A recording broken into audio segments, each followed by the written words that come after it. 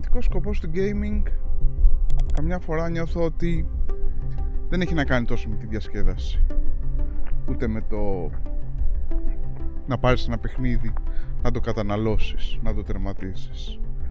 Πολλές φορές νιώθω ότι ο αυτοσκοπός του gaming έχει να κάνει με την αφαίρεση, με τη δική σου αφαίρεση, με το να ανοίγεις την κονσόλα, την τηλεόραση, να κλείσεις με τα φώτα στο δωμάτιό σου, στο σαλόνι σου και να γυρνάς το κουμπί, να αφαιρείσαι και να μπαίνεις σε έναν άλλο κόσμο με άλλους κανόνες, με άλλους νόμους φυσικής, σε ένα άλλο timeline. Και αυτό ακριβώς είναι που μου έκανε υπερλάμπης. Όταν άνοιξα το Crimson Desert, βρέθηκα μπροστά σε μια μεγάλη έκπληξη. Δεν είχε να κάνει με το πόσο καλά χτυπάς τον εχθρό, πόσο ρεαλιστικά γίνονται όλα πράγματα, που γίνονται πάρα πολύ ρεαλιστικά, αλλά με συνέδεσε τόσο πολύ με αυτό το παιχνίδι που το μόνο που ζήταγα ήταν να βρίσκομαι εκεί. Κάθε φορά που ο Cliff έπαιρνε το άλογο του, περπάταγε λίγο μέσα στο δάσος, βρισκόταν στην άκρη ενός γκρεμού, αυτό το οποίο ένιωθα ήταν ελευθερία. Μια ελευθερία η οποία σε έκανε να νιώθεις ότι υπάρχεις και ξαφνικά χανότανε η ψηφιακή σου ύπαρξη και αναμειγνυότανε σιγά σιγά με την πραγματική σου ύπαρξη, κάνοντας να νιώθεις το ίδιο ζωντανός ακόμα και μέσα στο ίδιο το παιχνίδι. Τώρα θα δεις. Ο τρόπος με τον οποίο χάνεσαι μέσα στο Crimson Desert είναι πραγματικά μαγευτικός. Με το που καβαλάς το άλογο και ξεκινάς, ας πούμε, να ανοίξεις αυτό το όχι και τόσο εύκολο μενού και να δεις πού πρέπει να πας, πού σε πάει ο χάρτης κλπ. Είναι τρομακτικά εύκολο να χαθείς μέσα στον ίδιο τον κόσμο του παιχνιδιού.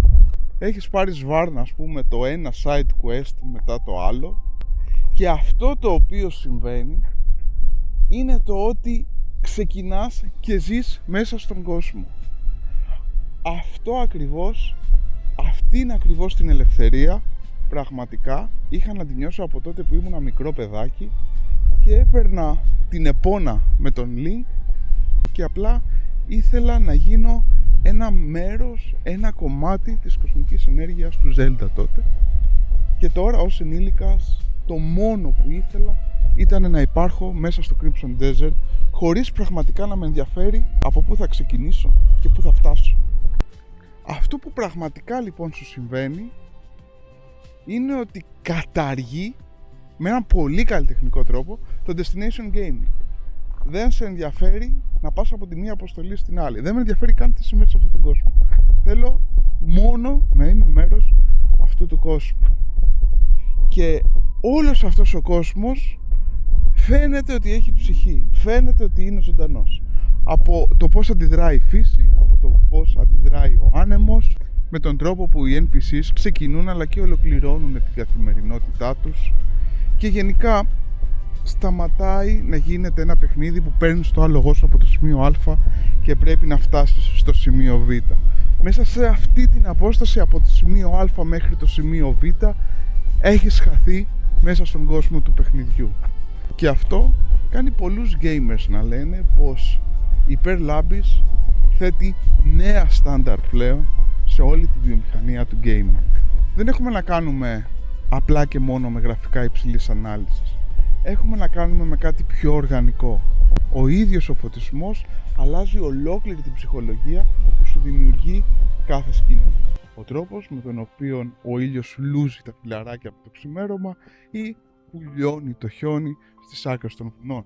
Και παρά τις όποιες δυσκολίες συναντήσανε πολλοί παίκτες, μεταξύ άλλων και εγώ, τόσο στο journal όσο και στο μενού, μπορώ να πω ότι η τεχνική αρμονία είναι σε τόσο υψηλό βαθμό όταν παίζεις το παιχνίδι που πραγματικά σε κάνει να τα ξεχάσεις όλα αυτά. Καθώς το Crimson Desert υπηρετεί ένα ανώτερο όραμα.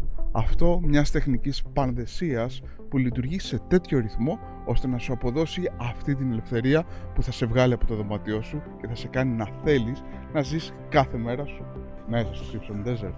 Το παιχνίδι σε τοποθετεί μέσα σε μία μάχη, ξεκινάει δηλαδή μέσα από μία μάχη όπου ο Cliff και το τάγμα του χάνουν από μία ομάδα πολεμιστών και ύστερα πέφτει από ένα μεγάλο ύψος, παθαίνει αμνησία και κάπως έτσι ξεκινάει το παιχνίδι. Βασικός σου αντίπαλος είναι ο βασιλιάς Ντιμέθους, ο οποίος έχει συμμαχίσει με σκοτεινούς αλχημιστές προκειμένου να επεκτείνει τη δυναστεία του. Τη σειρά του ο Cliff καλείται να επανενώσει το τάγμα του και να επαναφέρει την ισορροπία στην Fuel. Νομίζω ότι έχουμε να κάνουμε με ένα απλό σενάριο και νομίζω ότι το σενάριο όχι απλά δεν αποτελεί τον πρωταγωνιστή στο Crimson Desert, αλλά δεν μας πολύ ενδιαφέρει κιόλας. Γιατί αυτό που κάνει το Crimson Desert είναι να κατεβάσει την τέχνη στον κόσμο του gaming. Όταν με όπλο το ξύφο σου είσαι αυτός που θα αποδώσει ελευθερία, δικαιοσύνη ή θα το χρησιμοποιήσεις για να κάνεις τα δικά σου συμφέροντα, ας πούμε, τότε ξεκινάς και δημιουργείς έναν κόσμο που επηρεάζεται από εσένα, αλλά βέβαια και εσύ με τη σειρά σου τον επηρεάζεις. Ένα αρνητικό, ας πούμε, στοιχείο του τίτλου είναι το ότι έχει υιοθετήσει πάρα πολλά στοιχεία από αγαπημένους τίτλους. Zelda, Skyrim, ακόμα και το Assassin's Creed. Μου θύμισε πάρα πολύ το Valhalla για κάποιο λόγο. Και πολλοί είπαν ότι ξέρεις κάτι, δεν είναι και κάτι το φοβερό, καθώς τα έχουμε ξαναδεί αυτά. Όντως έχει κάποια πράγματα τα οποία, κάποια gimmicks ας πούμε, δεν θα ήθελα ιδανικά να τα δω στο παιχνίδι. Θα προτιμούσα κάτι πιο απλό ή την αφαίρεσή τους, όπως ας πούμε την επίλυση των puzzle μέσα από μια έτσι μαγνητική ενέργεια, να την πω. Όμως θα σας πω κάτι, δεν μπορείς να καλέσεις κάποιον να σου φτιάξει video games χωρίς να έχει παίξει video games. Να γράψει ένα βιβλίο χωρίς να έχει γράψει βιβλία ή να γράψει μουσική χωρίς να έχει έναν αγαπημένο, ας πούμε, μουσικοσυνθέτη συγκρότημα. Είναι πολύ φυσιολογικό οι προγραμματιστές και οι δημιουργοί του Crimson Desert να θέλαν ίσως να αποδώσουν και ένα φόρο τιμής στα αγαπημένα τους παιχνίδια, σε αυτά που τους οδήγησαν να φτιάξουν ένα παιχνίδι τόσο ολοκληρωμένο όσο το Crimson Desert.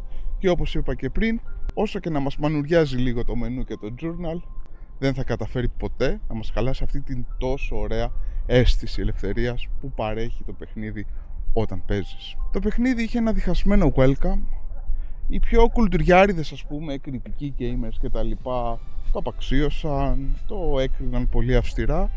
Οι πιο ρομαντικοί όμως το αγάπησαν πάρα πολύ και επειδή ούτως ή άλλως πιστεύω πως κάθε κανάλι πρέπει να διατηρεί τη δικιά του ταυτότητα, το δικό του γούστο όταν βαθμολογεί ένα παιχνίδι, πρέπει να σου πω ότι και εγώ ανήκω σε αυτούς τους ρομαντικούς gamers. Γι' αυτό και αποφάσισα, αφού κανένα από τα ταμπελάκια βαθμολογίας που χρησιμοποιώ δεν μου έκανε για αυτό το παιχνίδι, να του δώσω έναν άλλο τίτλο. Να το πω ότι είναι ένα κομμάτι από τη συνολική τέχνη που δημιουργεί η ανθρωπότητα. Ότι είναι δηλαδή ένα piece of art. Το Crimson Desert δεν αποτελεί ένα κομμάτι τέχνης μέσα στα υπόλοιπα video games βιομηχανίας.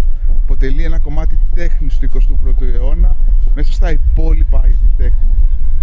Δημιουργεί συναισθήματα, σου αλλάζει την ψυχολογία, σε βάζει μέσα του, σε κάνει να σκεφτείς πόσο ίσως θα ήθελες να ζήσεις και εσύ σε ένα διαφορετικό timeline και όχι σε αυτή την γκρίζα πόλη που σου κατατρώει την ψυχή. Το Crimson Desert έχει ατέλειες, ένα ατέλειο παιχνίδι. Αυτό όμως ακριβώς είναι που το κάνει αληθινό, είναι που του δίνει ψυχή. Το μη τέλειο είναι πραγματικό. Το τέλειο τείνει να ταυτιστεί στην εποχή μας με αυτό το beautify της AI. Αλήθεια σας λέω και κρατήστε το αυτό, τα video games δημιουργήθηκαν για να μας δίνουν παιχνίδια σαν το Crimson Desert. Πηγαίνετε, αγοράστε το, παίξτε το, απολαύστε το, ταλαιπωρηθείτε, μανουριάστε και πάνω απ' όλα χαρείτε το χόμπι μας. Καλή συνέχεια, θα τα πούμε στο επόμενο βίντεο.